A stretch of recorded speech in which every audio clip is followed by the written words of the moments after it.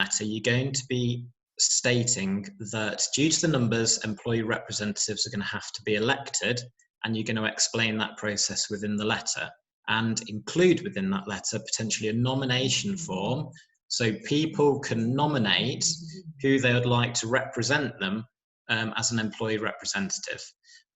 You'll then have a list of people that are nominated on behalf of their colleagues to carry out that role, and then there'll be an election that takes place in order to get the appropriate number of employee reps. Now that's really, the appropriate number is going to depend on how many you have at risk, how they're spread over different departments, so different pools that Katie touched upon earlier.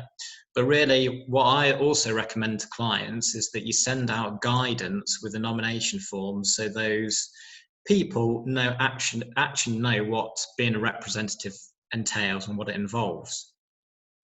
So once you have your representatives elected, you're still not quite at the point that formal consultation can start. So we're not at the start of that 30-day, that 45-day period as of yet. The first stage and what kicks off that period is that you then have to provide statutory information to the employee reps under Section 188.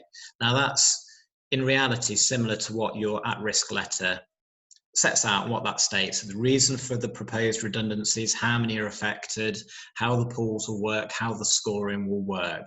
And again, it has to be set out in writing and provided to those employee reps for then the time to start ticking on that consultation period. So your 30 days or your 45 days.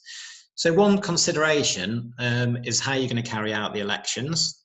Under these times with people working from home, people furloughed, remote working, how are you actually going to carry out collective consultation, and how are you going to give your representatives, the employee reps, access to those individuals that are at risk? So again, you're going to have to look to use and set up Teams or Zoom and allow access to that so that the reps can properly consult with those that are affected by reason of redundancy. So again, it's another consideration that you need to think about. So when you get to the point of consultation, what are you actually discussing? What you're actually talking about? Now, ultimately, you're looking at ways of avoiding the potential redundancy and reducing those that may be at risk of redundancy. And that's really the purpose behind collective consultation. But all businesses know how many they need to cut and the reasons why. So when you get to the individual consultation, so when you're actually speaking to individuals about the proposed redundancy and those that are at risk, it's really an opportunity for them to comment on the selection criteria. So that may be commenting upon the pool that they're included in, the selection criteria itself, if you need to select from that pool. And it gives the individual opportunity also to challenge any scores that you've done under that, which I'll get to in a moment, and really put forward any proposals that they may have in order to either avoid the redundancy or come up with alternatives. And during these consultation meetings that you're discussing those points, you have to show that you're taking it on board, you're taking note of it, and that you are also addressing any issues that are raised in the subsequent consultation meetings as well. So the selection criteria. So if you have a pool of people doing the same job, you need to reduce it, say, from 5 people doing that role down to 2. You have to use objective criteria in order to make that selection. And it's not really using your personal opinion, it's using something that's objective. And ultimately, you want to keep the best people within your business that are there to do the job. So to do that, you're going to be looking at their ability to do the job role, and you're going to be scoring on that. So you're looking at performance, you're comparing it against the job description, other potential criteria in your selection matrix, maybe length of service. Some use attendance records, but there's also, you need to take caution in doing that if any of those absences are due to a reason connected with a disability, and therefore you shouldn't count those. Some use disciplinary records as well as part of their scoring matrix to select. And potentially those different criteria may have different weights on the scoring to come out with the outcome. Recommended that 2 people carry out that scoring exercise for each individual. So you have either 2 managers or a senior manager scoring that individual as well to come up with an average score for the individual. Then ultimately, once you've got that score for the individual, as part of the consultation process with them, you're running through that score with them so that they can challenge it and then ultimately see where they have ranked within the pool. So again, if you have 5 people within the pool, you only need 2 left, 3 at risk of redundancy. They're going to see anonymously where they rank within that pool and have opportunity to challenge that score before they're finalised and the selection for redundancy is made. Another recommendation really is at the very outset, the very beginning, is drafting a timetable. So you're clear within your mind, and you can often agree the timetable with the employees that are affected by reason of redundancy. The representatives agree to it, the trade union agrees to it, so everybody's clear on the date. So the date for the announcement, the process for electing employee representatives if needed, when the first consultation meeting is going to take place with the representatives, when you're going to agree the selection criteria, when you're going to score individuals, and then when individual consultation meetings take place. So just because you may be over that 20 threshold and you have to collectively consult, that doesn't stop you from then individually consulting. So speaking to those individuals that are at risk, and in reality, you'll need to go through their specific scores. So while you're agreeing a selection matrix with the representatives, you're still going to need to meet with the individuals to go through the scores if there's a pool situation. So you can see that actually the 30-day period, the 45-day time period can fly by. So you need that key planning.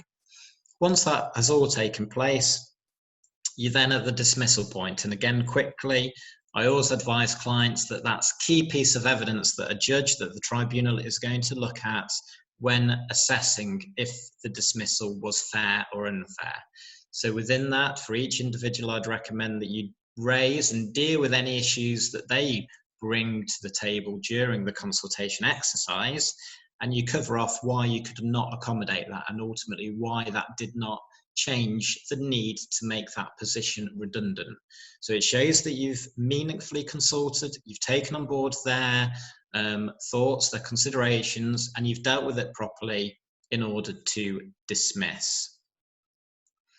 Conscious of time, and we want to deal with some questions, so I'm going to finish at that point in terms of the dismissal so that we can conclude and then hopefully have time for questions, Teresa.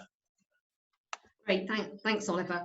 I mean, one of the questions that I've been asked a lot in the last few weeks is how am I actually going to undertake this consultation with people here, there and everywhere? So I'll cover that quickly whilst people hopefully put their hands up and say that they want to ask a question, because we'd love to have your questions so that we can deal with any of your particular queries or concerns. So please raise your hand if you've got any questions. But certainly it's been an interesting time over the last couple of weeks with the crashing of MS Zoom and MS Teams and Zooms, when people have been trying to carry out at risk of redundancy meetings and consultation meetings. We're all having to rely quite heavily at the moment, aren't we, on all of these different IT platforms, some of which have worked better than others. So employers have been putting people at risk of redundancy in large groups, but not the whole group being able to get on with the call at the same time. So certainly for you as employers, it's not easy doing redundancy consultation at this point in time, but you know, it can be achieved. You can only do the best that you possibly can. Some unions are being critical about whether consultation can actually happen, but you know, as an employer, you can manage to do it. If people are managing to work from home, okay, then they ought to be able to be consulted, okay. So we've obviously answered all of your questions, because I haven't got anybody with their hand up, unless my IT is not working properly, of course. So is someone going to be brave and put their hand up?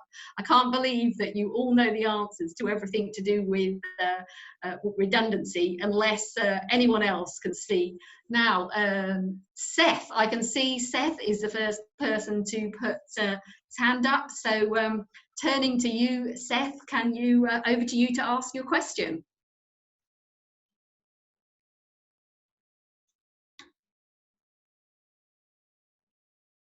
You should be unmuted, Seth, if you talk. No, that doesn't seem to be working. The IT's letting us down. Andy Orcott, I think it is. Andy's got his hand up. If it will unmute you, Andy.